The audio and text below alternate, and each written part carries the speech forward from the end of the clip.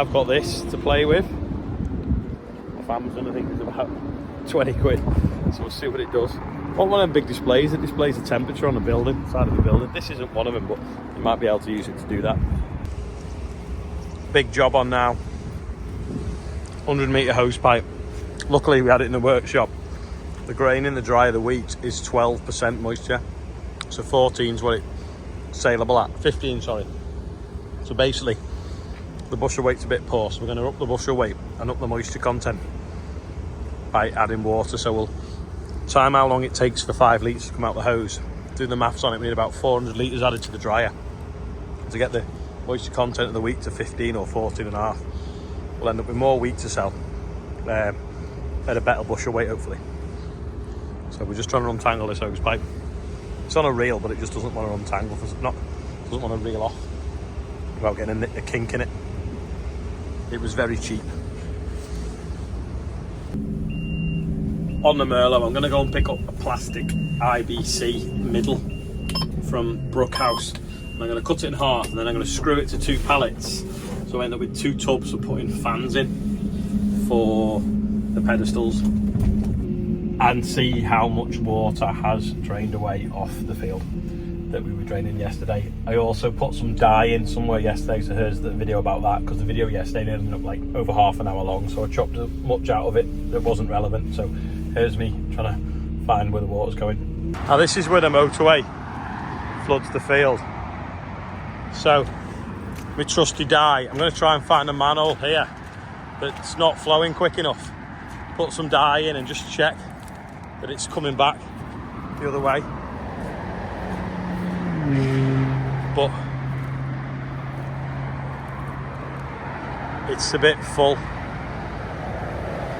Yeah, I don't think we're going to be able to see that flowing very easily. So that is a huge willow tree. Willows are notorious for blocking drains, so I'm guessing the drain in here somewhere that's blocked is because of that. So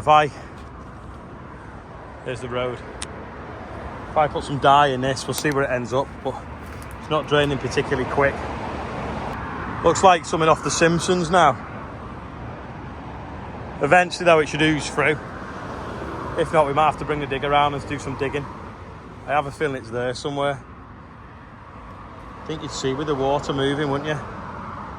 It isn't much at all. Like a swirl or something, maybe.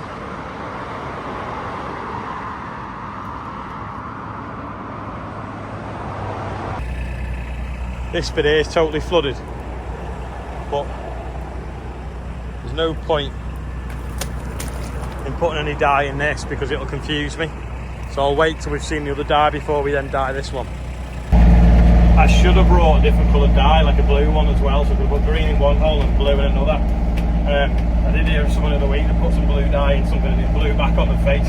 It looked like a smurf for a few weeks. Normally when the calendars come, they come in quite a big box, but this small unassuming box that Wendy found in the office is the one I'd done some talks. That one's got a bit of cake on the top of it. About 20 in there that we didn't know we had, because normally the boxes are like that big. So there's a few more if you buy something. And what did you do the other day? If you any order over 5, which is basically every order you're going to get a calendar to leg on, but there's not many. There's about 20 if that. But yeah, we do need to be a bit more organised, because we thought it was just packaging stuff in that box, but it wasn't. A company near Charlotte's mum and dad makes the calendars, and basically when the first batch is ready, we pick some up, and then Charlotte just picks them up every couple of days until we've got all of them. So we end up with boxes of them sort of scattered between the house, the car and the office. They don't sort of come in one chunk and get put in one place, so hence why we kind of don't really have a track of where they've all gone, especially when it's in a small box. But that must have been like the makeup batch, so I think there's normally 70 in a box, because that's only had like 40 in it. It was a smaller box, so we just thought it was packaging stuff. Back to today, so the tide has pretty much gone in. Still a lot of water in the hole. We had another 8 mil of rain last night. We've had about 20 mil of rain since We drilled that field on Saturday. Just another bit now in the hollow there. Hopefully this warm sun that we've got though, it'll start to grow. Yeah, I don't think we'll be doing any draining today because it's still very wet because of the rain last night. I'm back now, left that by the workshop to get one of them. Just come to count that wire because we're looking for a roll of wire. And as I'm counting, I'm like, there's one of them plastic tubs. So I've just wasted half an hour of my life going to get one. Well, I did put some planers on someone's dry. There was 2 people minding me for road planers. One of them was there when they on my way, so I got a bucket of planers, went to take it to them, and then they'd gone out. So I just took it to somebody else that was minding about planers, put it on their drive, and then come back and got that tank. But all of it was a complete waste of time because there was a tank already here. Oh. Yeah, cut that there, screw it to 2 pallets, then I'll end up with 2 tubs about 18 inches high for putting fans in. Just empty the dryer now, the one that had the water added to it. It's still pretty dry. Moisture's gone up about 1%, it's still 13.5. Top tip, if you do add water to your dryer, do it slowly, otherwise it runs straight down to the bottom, jams the bottom auger. You have to undo the hatch, put your hand in, pull out a load of wet stuff, plug it back in again, put the bottom back on, turn it back on. If you're not quick enough, you end up burning a set of belts out as well. So yeah, so I think we were going to make 60 quid by adding water to it and improving the bushel weight, and we probably bought 100 quid worth of belts. Wasn't worth it, was it? We've done it in the past, but added the water a bit more slowly, or added it to the bucket in the pile before we put it in. So yeah, I was busy, I was in a meeting, so we'll blame my dad or someone else. Yesterday I said it was day 1455, but I've done the maths and I reckon I started doing it on the 23rd of the 24th of March 2020, which is nearly 4 years, and I have done a video every single day, but the maths don't add up. So somewhere I've got the numbering wrong, but I don't know when. So I think we're 6 days ahead of ourselves in the numbering maybe, but someone's got the time to look back and see. Maybe you'll find out. Ian said, why bother putting the numbers on? There's no point in putting day numbers on. But if you're watching something like, and it follows on again the next day, you'd want to know what's the corresponding day, wouldn't you? I suppose the date that it's uploaded to YouTube though does tell you, so I don't know. But yeah, we have got the numbers wrong somewhere, so sorry about that. I don't actually know what day it is, but it's probably day like 1449, I think. No, 1439 maybe. Just come to look at the wheat behind the yard. It looks really well now, apart from where it flooded, but I'm not sure if it's got a little green tinge to it, so we'll go and have a look. So it has got a green tinge. Sadly though, it's not wheat coming up, it's just like green slimy moss. But this was where we patched up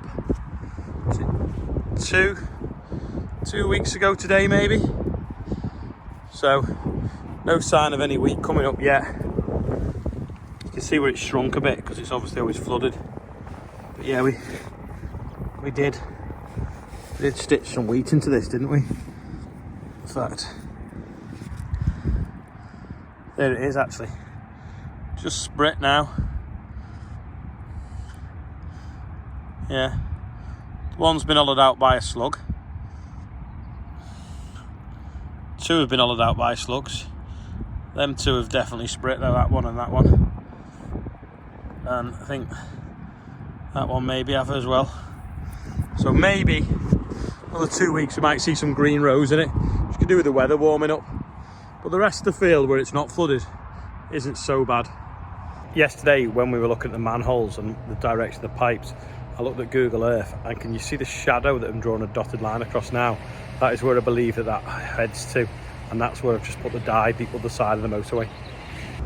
Tyre fitter came to fit the tyres, and don't know why it's abandoned right in the middle of the workshop in the shed, but he couldn't get the old tyres off the rim without using a big machine, so he's took them away, so they'll be back tomorrow. He's done the fronts though. Josh is going to help me today with the birthday bumper. So first, good friend of mine, Martin's, Tony Hall is 63.11 years old. So don't forget, if you know him, text him and say happy birthday. Ronan Duffy is 15. Davy Francis is 12. Oscar Corbett's on there. Or is it? Yeah, he's 11, sorry. Fred Yates is 82. Danny Farrell is 40. Paul Collins is 51. And Dylan Adams is 14. Ethan Williams is 19. William Johnson is 52, but identifies as 40. Joseph Seller is 5. Adam Thompson is 40. yeah, there we go. So Joseph Sellers, I think it is.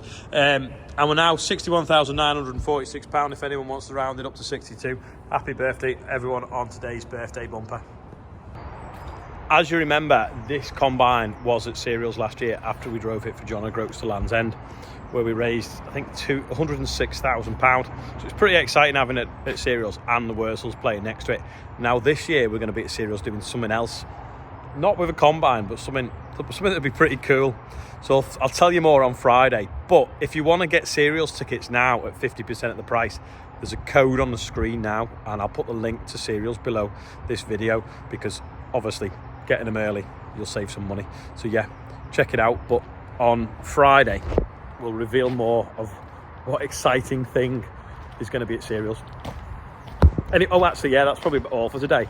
Not a very busy day. I spent this morning looking at a pond at a neighbour's when we were up there. I've just found a grinder on the floor that someone's left out.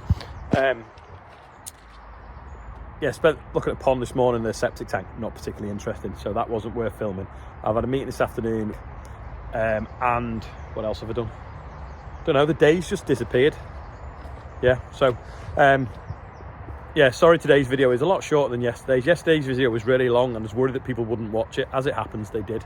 So I think the optimal length for a video is 10 or 15 minutes, but that's why I try and keep them short.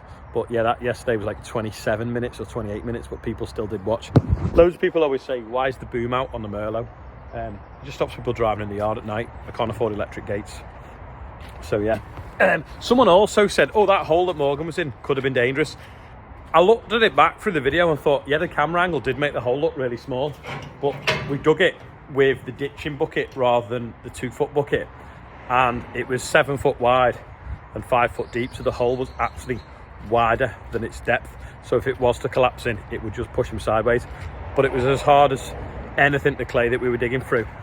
It was also held up by a massive concrete ring at one end, and it chamfered right out. So only at the very deepest point was it deep, but it was still wider than it was deep. But from that angle, I see what people were getting at. It looked like he was in a narrow trench. But yeah, that's why we used the big bucket. Anyway, that's all for today. Completely waffling today now, actually, I think. Tired. So thanks for watching. I'll see you tomorrow.